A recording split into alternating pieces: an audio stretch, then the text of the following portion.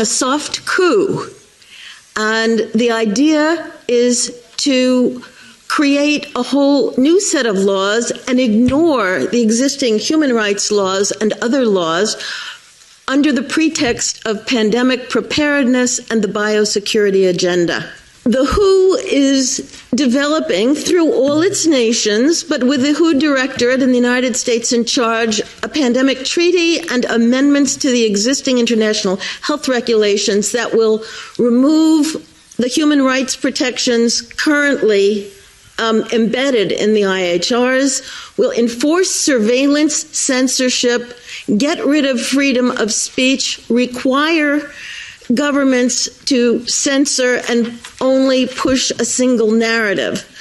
Also, we will be subject, if they can make this work, to vaccines developed in 100 days, which the organization CEPI is planning to do. And one of the people who founded CEPI was Jeremy Farrar, who is now the chief scientist at the WHO, to bring this forward.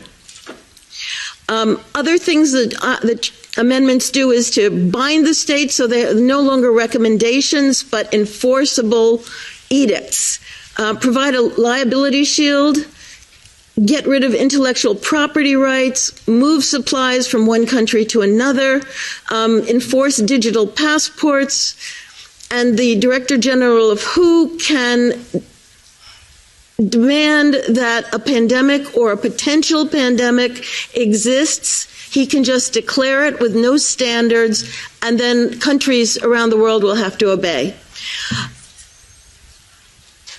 Also, the WHO will tell you what drugs you can and can't use in your nation once a pandemic is declared. Obviously, the budget will increase. One Health is another part of this. One Health is a concept that was created to enable the WHO, with these documents, to take over jurisdiction of everything in the world by saying that climate change, animals, plants, water systems, ecosystems are all central to health. Also embedded in this concept is a peculiar notion that humans are no longer of greater value than animals.